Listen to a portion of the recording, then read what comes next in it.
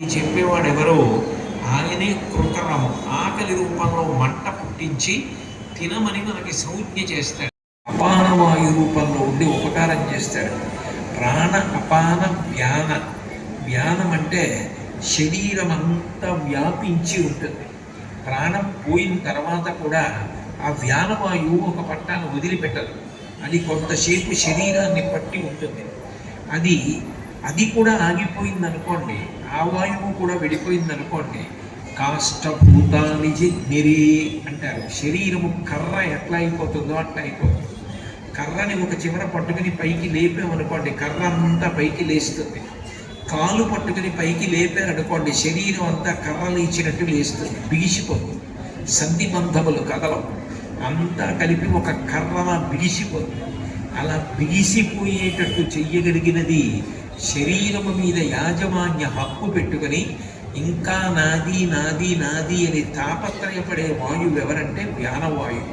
చూడండి, భవనం శిథిలమైపోతుంది, అయినా కూడా ఈ స్థలము భవనము ఫలానా వారికి చెందినది అని ఒక చిన్న ఫలకం. ఈ శరీరం అంతా జర్జరీభూతమైపోయింది నాన్నగారు, ముసలిదైపోయింది, మీకు ఉపకరించదు. పొడుగు ఒక కాలు పొట్టి, ఒక చెయ్యి పొడుగు ఒక చెయ్యి పొట్టి ఉందనుకోండి, ఇబ్బంది పడతారు. అట్లా కాకుండా అన్ని శక్తి సమానముగా పంచిపెట్టేవాడెవరో ఆయన శివుడు. అందుకని సమాన వాయు రూపంలో ఉంటాడు. ప్రాణ అపాన వ్యాన ఉదాన సమాన నాగవాయువు అంటే నాలుక మీద రుచికి బాగుంది అని ఎక్కువ తినేస్తుంటే ఇక ఇంతకన్నా ఎక్కువ తినకు, జీర్ణం చేయడం కష్టం. కడుపులో గాలి, నీరు, పదార్థము మూడు వంతులుండి 4వ వంతు ఖాళీగా ఉండాలి. లేకపోతే లోపల పదార్థం తిరిగి జీర్ణం అవ్వదు, చల్ల చేసినట్టుగా తిరగాలి. ఇక తినవద్దు అని త్రేణుపు రూపంలో చెప్తాడు. అలా త్రేణుపు రూపంలో చెప్పేవాడు ఎవరో ఆయనని నాగవాయువు అని పిలుస్తారు. తర్వాత కూర్మవాయువు. కూర్మము అంటే కాంతి రూపంలో ఉంటాడు. ఒక్కొక్కరి వంక చూశారనుకోండి, మరి ముఖంలో ఒక గొప్ప దీప్తి కనపడుతుంది, ఒక గొప్ప కాంతి కనపడుతూ ఉంటుంది, ఒక ఆకర్షణ. అది ఎందుకు వస్తుంది అంటే వయసు అయిపోతున్నా కూడా ఆ కాంతి మాత్రం పెరుగుతూ ఉంటుంది. ఎందుకు పెరుగుతుంది అంటే ఉపాసన బలం వస్తుంది. అటువంటి కాంతిని పెంచేవాడెవరో ఆయన కూర్మ రూపంలో ఉంటాడు. కూర్మవాయు రూపంలో ఉండి కాంతి, ధారణ శక్తి వాటిని పెంచుతాడు.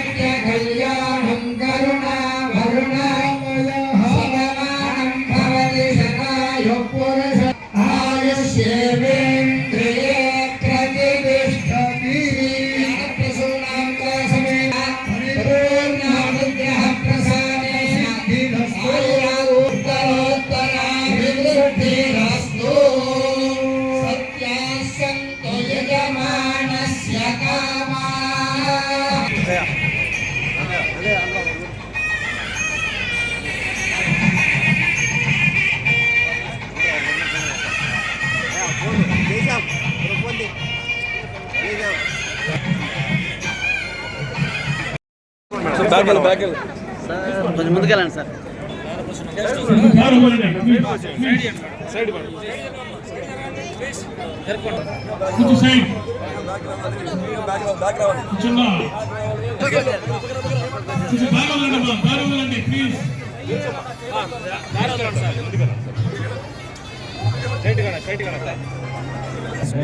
తీస్తాం.